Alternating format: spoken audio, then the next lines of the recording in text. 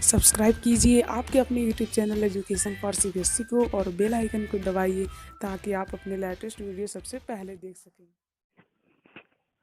Hello बच्चों, स्वागत है आज का हमारे चैनल में। देखिए बच्चों, आज हम इस वीडियो में राम लक्ष्मण परशुराम संवाद के बारे में, उससे रिलेटेड क्वेश्चन के बारे में डिस्कशन करेंगे, जो कि बहुत इंपॉर्टेंट है। ठीक है, आपके बोर्ड के लिए जो है बहुत इंपॉर्टेंट। देखिए यहाँ पर हम लोग पहला क्वेश्चन लेते हैं। आप लोग से एक बात इससे ध्यान रखिएगा, आप लोग इस वीडियो का जो स्क्रीन है स्क्रीन शॉट ले लीजिएगा, ताकि आप लोग कभी इसको रिवीजन भी कर सकें। ठीक, पहला क्वेश्चन लेते हैं। पहला क्वेश्चन ये है, गादी सूत्र किसे कहा गया है। जैसा कि आप लोग जानते होंगे, परशुराम के गुरु विश्वामित्र जी थे, तो उन्हीं को गादी सूत्र कहा गया। ठीक है, और यहाँ पे आगे है, वे मुनि की किस बात पर हंस रहे थे। ठीक है, यानी मुस्कुरा रहे थे।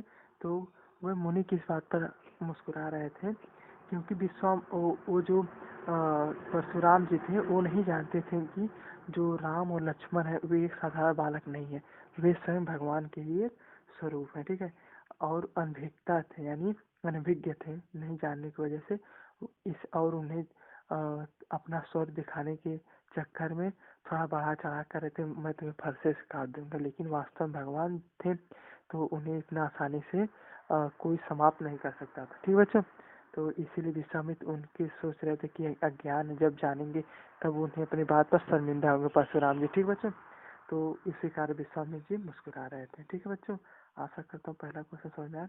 तो दूसरा क्वेश्चन के बारे में हम लोग आगे बढ़ते हैं।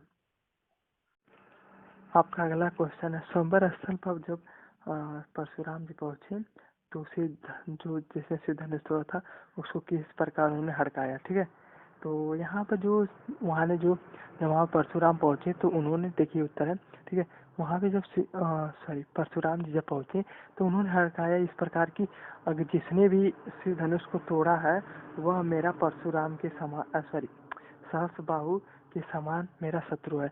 जो परशुराम जी थे, उनका एक बहुत बड़ा दुश्मन था, यानी शत्रु था, जिसका नाम सहस्त्र बाहु था। ठीक है, और आप लोग ये भी जानते होंगे कि उन्होंने एक बार निश्चय किया था, 3 बार इस पूरे ब्रह्मांड को क्षत्रियों से विहीन कर दिया, यानी पूरे क्षत्रियों को मार दिया था अपने गुस्सा में, और वे क्रोधी स्वभाव के थे। ठीक है, तो वो अपने क्रोध क्रोध से ही सभी को कहेंगे किसने मेरे, क्योंकि शिव जी जो थे, उनके गुरु थे और उनके आराध्य थे परशुराम जी के, इसलिए उन्हें बहुत दुख हुआ कि मेरे गुरु का जो है किसने तोड़ा है, उसने अच्छा नहीं किया। ठीक है, इसलिए वो गुस्सा गुस्सा में कहेंगे जिसने भी तोड़ा होगा, मैं उसकी सहस बाहु यानी अपने दुश्मन के समान उसका भी हत्या कर दूंगा। ठीक है, उन्होंने इस प्रकार समझा। ठीक है, आपको अगर ज़्यादा डिस्क्रिप्शन देना तो हमारे उत्तर को एक बार आप लोग रिव्यू लगा लीजिएगा। ठीक है, तो हम लोग आगे क्वेश्चन बढ़ते हैं।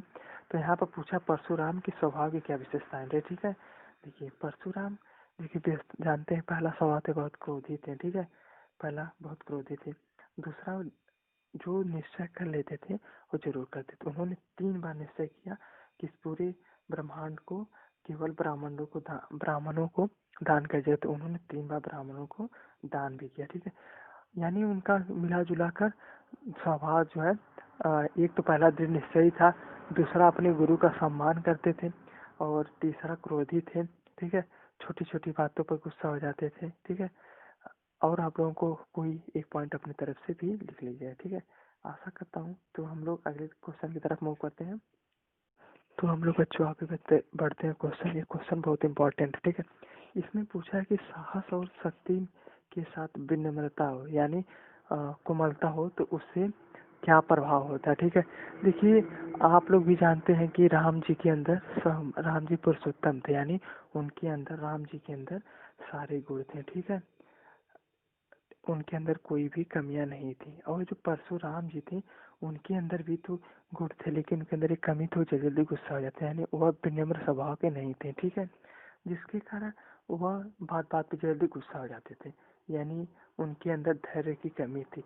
तो यहाँ पर उन्होंने कहा, जिसके पास तीनों अगर होगा, सॉरी, अगर बिना शक्ति शक्ति और साहस तो होगा, उसके साथ विनम्र भी होगा, तो किसी परिस्थिति को आसानी से अपने हैंडल कर सकता है। लेकिन अगर वहीं उसकी विनम्रता न हो, तो वह उदंड हो जाएगा, यानी अपने जो क्षमताओं को अच्छी तरीके से यूज नहीं कर पाएगा, और वह अनावश्यक चीज़ भी करेगा, ठीक है, यानी उद्दंड स्वभाव का हो जाएगा।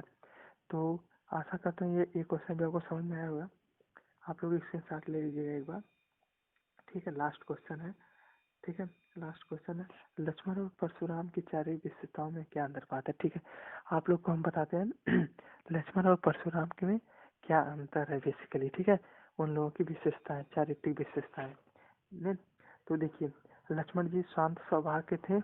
लक्ष्मण जी भी शांत स्वभाव के नहीं थे, वो भी जल्दी गुस्सा हो जाते थे, लेकिन लक्ष्मण जी अपनी बातों को दूसरों को पहले समझाते थे, ठीक है, पहले समझाने की कोशिश करते थे, फिर उसके बाद तर्क से और अपने विचारों से समझाने की कोशिश करते थे।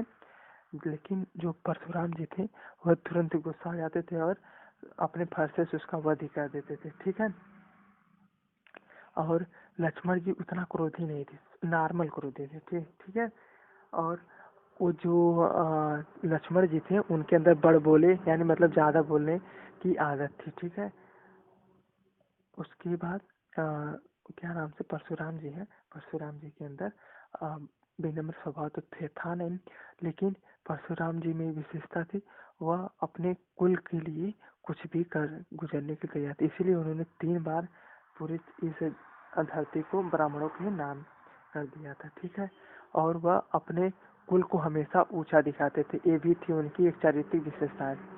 तो ठीक है, यहाँ आशा करता हूँ आप लोग वीडियो पसंद आए। अगर आप लोग यहाँ तक हमारे वीडियो को देखें तो हमारे चैनल को सब्सक्राइब बिना किए मत जाइएगा, ठीक है बच्चों, सब्सक्राइब जरूर कर लीजिएगा। तो आशा करता हूँ आप लोग कब तक सब्सक्राइब कर लिए होंगे, यहाँ तक अगर आए होंगे तो। धन्यवाद।